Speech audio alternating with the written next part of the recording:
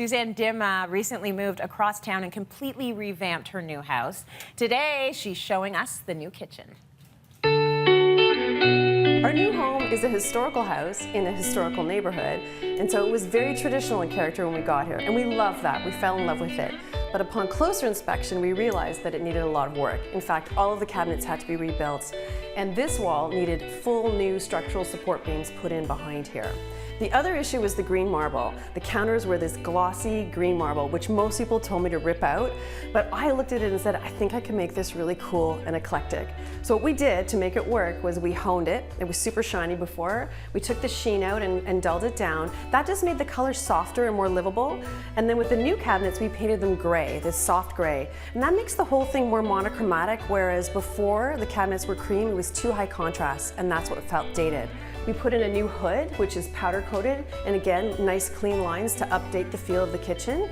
And then to make the marble work through the whole house, we added green in other parts of the house, like the beautiful green wallpaper in my dining room, which I simply adore.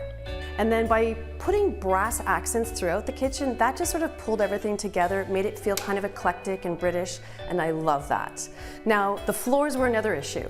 They're on this diagonal. They were also stained dark, and I went back and forth on whether or not I should keep them or rip them out and put in straight boards. In the end, I decided super cool, super eclectic if I can make it work. We sanded them and oiled them, and as you can see, I have a cat, and actually I have 3 pets. This is one of 3. The light color is really good for hiding the hair, which made my life so much easier.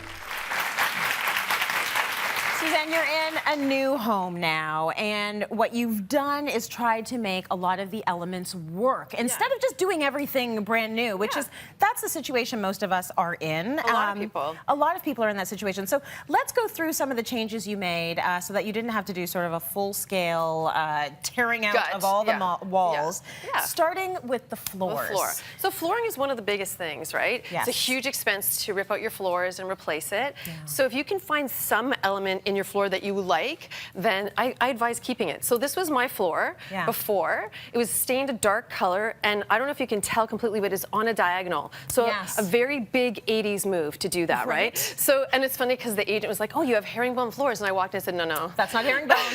Not the same thing. But regardless, so I went back and forth on it a lot. Do I want to keep this or not? And then what we did is we stripped them down. And they are white oak, so they have this lovely raw look, which is part of that sort of Scandi modern look that everyone's doing now. Like the big trend right now is for light white oak floors. And I love that they have the pegs in them, the original pegs. So they have that nice little detail. And now, honestly, I love the diagonal. I think it's super cool. It's kind of edgy. It feels very me. I like it. So it's just looking for that thing within it that you can embrace. And we saved a bundle. We did have to pay for the stripping and the finishing, the oil finish, but we didn't have to rip it all out. New floors, that is a big investment. So good for you figuring out how to make that work. Let's talk a little bit about some different paint colors that you might want to think about. So the other thing is that if your floor is a color that you, let's say you don't want to strip it, because that's also an expense. And you might have a floor like this one that's red and very not on trend. A little bit glossy, right? So the way you can deal with that is to actually pair it with the right paint color. And let's face it, you're probably going to paint anyway if you're renovating. And painting is inexpensive compared to ripping out your flooring. That's right. So I think if you have a red colored floor, the trick is to pair it with a cooler color. So it's because it's warm. This is warm. So if you pair it with a blue, like a light blue, it's going to feel rich and kind of inviting. I love this blue because it's sort of historical. And that makes it feel more considered. And then, or you could go super dark, right? Like go with a dark, dark blue. I love that. And it feels really rich. Same thing with, say, the parquets that we're seeing a lot of. The yellowy parquets. See how cool that looks? It actually, so it's all about pairing it with the right color. And if you don't love color, I love color, but if you don't, you can always go for white.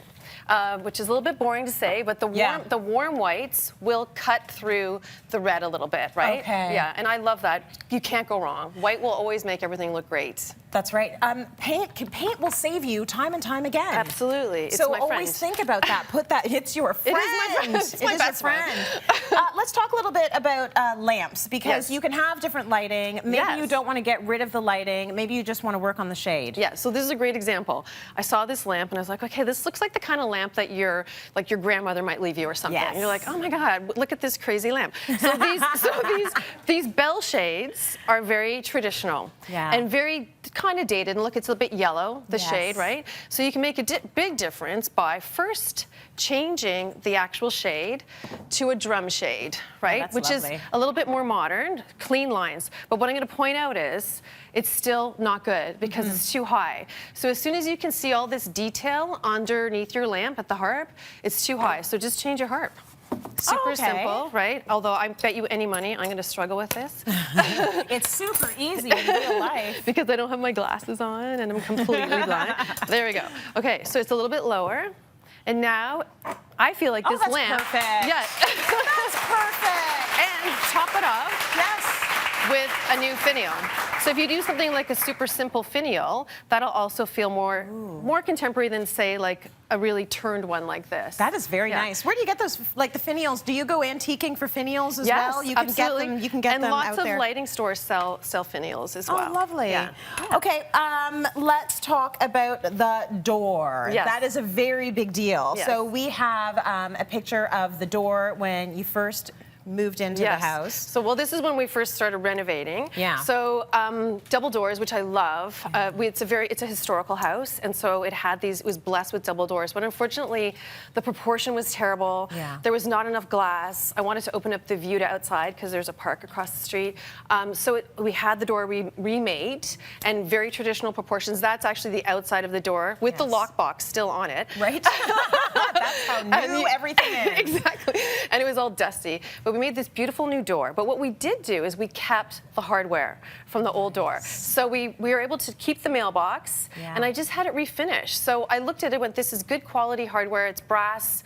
All I need to do is get it cleaned up. And you can do that. And we've got some examples here just to show you. Like if you have a painted doorknob like this, there are places where you can go where they'll clean it up, they'll strip it down. You can get back to the brass. I had mine polished so that it was quite bright because I like that brassy goldy look. And they can also plate it as well if you want to change the finish to something else. Yeah.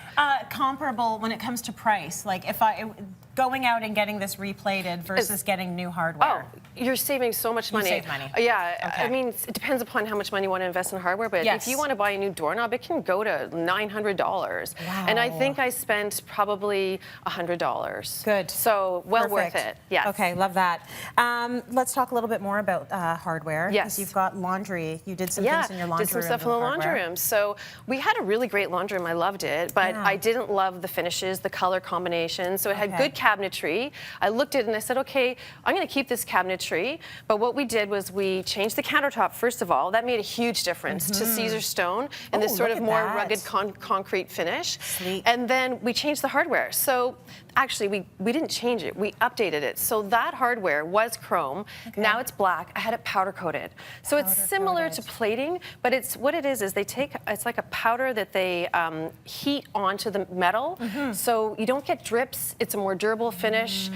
Super affordable. I think for the 13 handles that we did, it cost $60, whereas it would cost way more to replace it because some of those handles were long. Yes. So you get this nice, you can see the difference, and you can do all kinds of finishes. You can do black, you can do, this is Look like at all of these. Rose gold, you can do colors if you want to do colors, like any paint color that you can do, that you can choose, you can do on your hardware. So it's fun. And it looks so sleek and finished and beautiful. And it feels good, right? Yeah, what a great lesson for everyone out there. Huge thank you to the Door Store for the hardware and Residential Lighting Studio for the lamp, as well as Brightside Customs for the powder coating. Great work.